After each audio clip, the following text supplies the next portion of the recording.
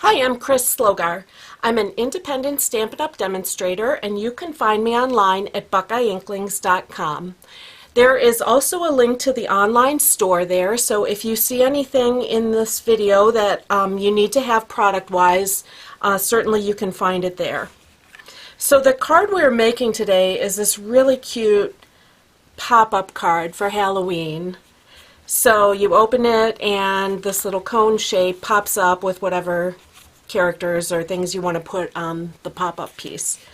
And the products we're using are from the holiday catalog, this super cute Sweet Home set, stamp set that will be cute for gingerbread houses. I've done plain houses with it that are not seasonal. Really cute. It comes bundled. If you buy it bundled, you get all of these framelits to cut out pieces. You can actually make a 3D house box.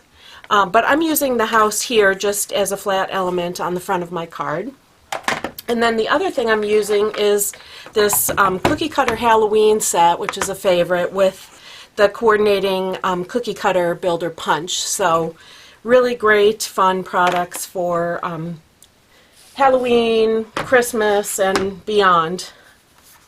All right, so the tricky part of this is going to be getting the center, the inside of the card right. And what I liked, I got this idea from Meg Levin, who presented this little pop-up at our convention in April.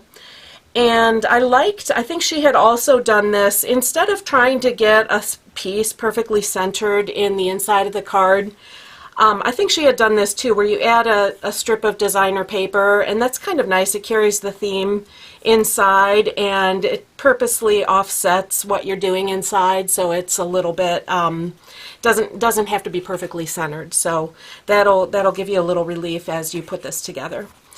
But the piece for the inside that we're starting with is Whisper White, measures 7 1/4 by 5 in my card. Now you could obviously modify that a bit if you want bigger or smaller margins, different, whatever you're doing differently with the designer paper.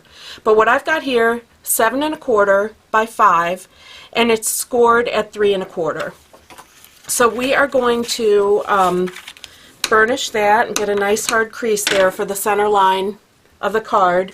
And then what we need is our big shot, and we are going to cut, and this is one that I have assembled already, cut just a portion of a circle to make the cone, and I'll show you how to do that.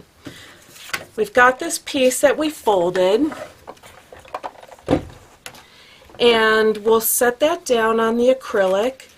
Now I've got a circle from our Layering Circles collection. It's the one that measures about 2 3/8 inch, and we're going to place it on the fold so that the center, the fold is about halfway through the circle, and then we also just want to cut the upper quarter of the circle to make this. So to do that, I'm going to slide my cutting pad in, and I'm going to place the edge so that it only covers a quarter of the circle, or I guess half of the circle this way, and then we're only cutting a quarter at our fold.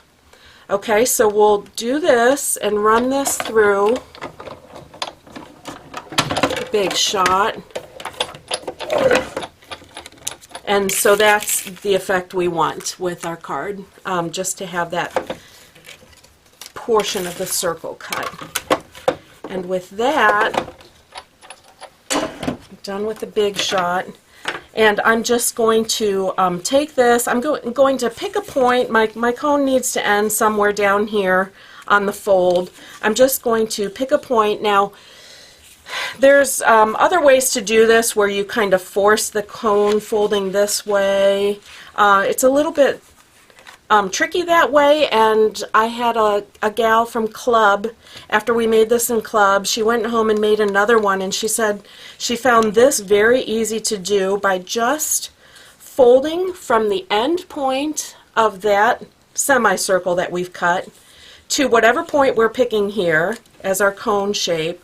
Just fold that back. Oh, this was genius. This was Martha from Club who figured this out.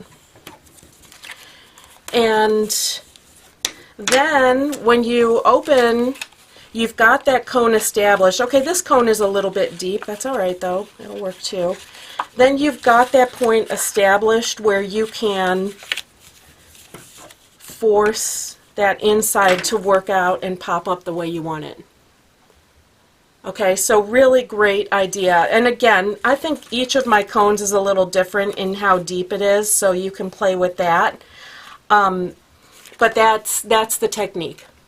Okay, I'm going to set that one aside because I have one already stamped, and this cone is actually kind of midway between all of these. I guess, you know, it just depends on how deep you make that first fold, how deep your cone is. But I have this one stamped already, and I have a card base ready. So like I said, this is your regular card base, 8.5 by 5.5, scored at 4 1/4, and I've already added a 1.5 by 5.5 inch piece of designer paper here, and I've already stamped my inside piece with the cone. So that's ready to go. So what I'm going to do, and this is all burnished well, so we'll be able to tuck it tight in the card. I'm going to add adhesive and not get too close to the fold line so that there's a little bit of give there at the center line. And I'm just doing the back of the insert piece, and then I'm going to tuck it in tight here and also align top and bottom so the margins are kind of the same, and push it in tight to my card. Now I've already got a 3-inch square of designer paper on the front of my card too, because I want to do the decorating kind of quick. But you see now we've got that mechanism going. The back is adhered. I'm just going to add adhesive to the front, the part of the panel that attaches to the front of the card. Again, not getting too close to the center line. And I'm going to push that closed. And there you have your cone. Now, this pop-up piece closes nicely into the card, and you can mount your whatever you're popping up on that cone, but you cannot overlap the diagonal lines. You can overlap. I have this mummy cut already from Cookie Cutter Halloween, and I can put him on the cone so that he overlaps the center line, because you'll see as he closes then he can fit into the card. Okay, same thing from the other side. I have this little bat prepared, also cut from the Home Sweet Home dies. And I'm just going to put a little drop of glue on his side. And I'm going to add him to the cone as well, overlapping in the center here. And tack him down. I just had a little drop of glue under there. And you can see he can also fold and flatten into the middle of the card. I just want to make sure he's tight. Okay, so that is how we decorate. Just remember, do not put anything on that will overlap this diagonal fold, because that actually needs to close up when you close the card. Okay, so now for the front of the card, we have, I've already created a little house out of the Halloween Night designer paper, and I have a moon from the Pumpkin Pie Glimmer. So I'm going to put those together for you, and then that's it. I just made those pieces ahead so you don't have to watch me do all the stamping and cutting. I think that part is obvious, and I'll just put my moon in place and my house in place. So the die for this house actually scores the shape that I've used here. So you do have to go along and cut along those score lines to create your house.